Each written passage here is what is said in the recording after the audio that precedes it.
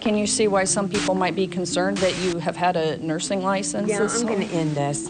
An Indianapolis nurse accused of fraud. WRTV investigates and covers. It's not the first time. Do you think she should have kept her license? No, I don't. Tonight, family members are raising questions about the system in place meant to protect patients. What was your reaction? I think I was really just shocked.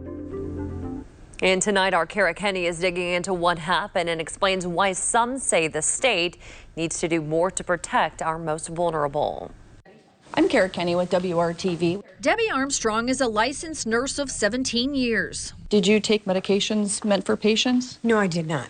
She's worked in hospitals and nursing homes, most recently at the Waters of Indianapolis. It was here Armstrong is accused of diverting drugs meant for patients. What actually happened then?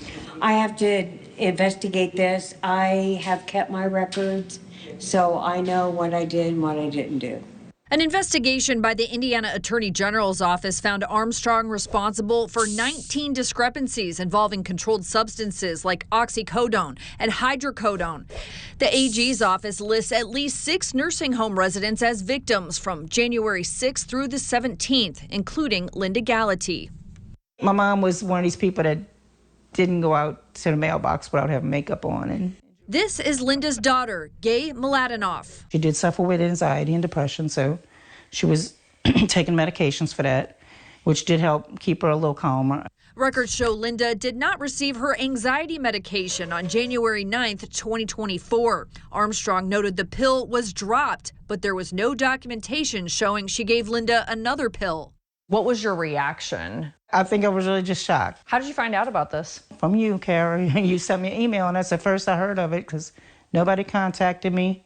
I feel like I should have known. Gay visited her mom several times a week at the Waters. We shared a picture of Debbie Armstrong. Do you recognize her? No. Linda died on January 29th, 2024 from congestive heart failure. But I sure think anxiety is not, if it's not medicated properly, is not good for somebody that has a heart failure condition because it's the stress alone does weigh on your body. The AG's office charged Armstrong with 4 felonies, including furnishing false or fraudulent information and obtaining a controlled substance by fraud or deceit. But WRTV Investigates uncovered this is not the first time Armstrong has been accused of fraud. 3 years ago, Armstrong admitted to license renewal fraud for making false statements on her application.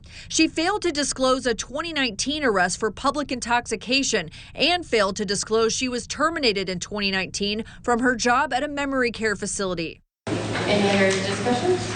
In 2022, the state nursing board approved a settlement agreement with the state.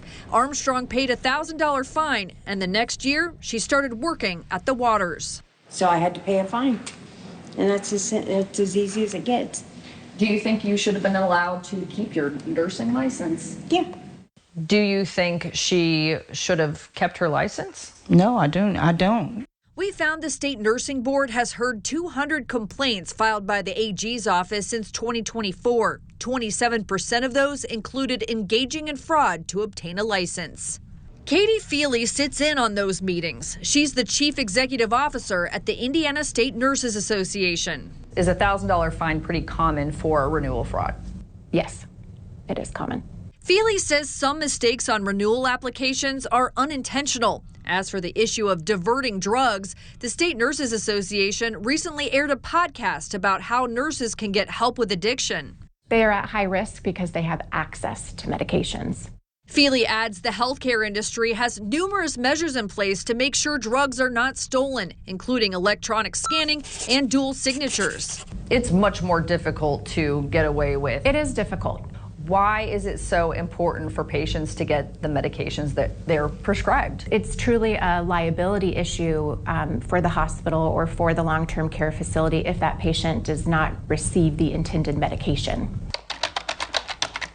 WRTV Investigates reached out to the Waters of Indianapolis via email and phone. They never responded. The Waters tipped off the Attorney General about Armstrong after firing her. Records show staff found her standing at the medication cart asleep, possibly under the influence, and picking at the skin on her face and arms. Do you plan on continuing to be a nurse? No, I've retired. Okay, can you see why some people might be concerned that you have had a nursing license? Yeah, this I'm going to whole- end this. Armstrong appeared in court a few minutes later. A judge entered a not guilty plea on those 4 charges. A public defender held up a folder blocking Armstrong's face. Are you currently working, ma'am? No, I'm not. All right, and how long have you been out of work? I'm on disability.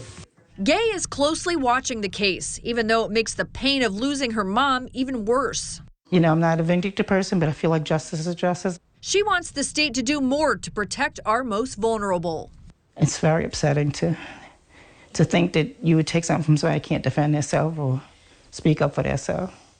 Debbie Armstrong's jury trial is scheduled for July 22nd. As of now, the Indiana Attorney General's office has not filed a new complaint against her license relating to those alleged missing medications. Kara Kenny, WRTV. And we reached out to the state nursing board about the 2022 case, and a spokesperson told us the board's fines are determined by how many disciplinary counts, violations, and the Office of the Attorney General brings against a license or licensee. The state also points out, as part of the 2022 settlement, Armstrong said she participates in recovery meetings on a semi-regular basis and also completed a 5-day rehab program.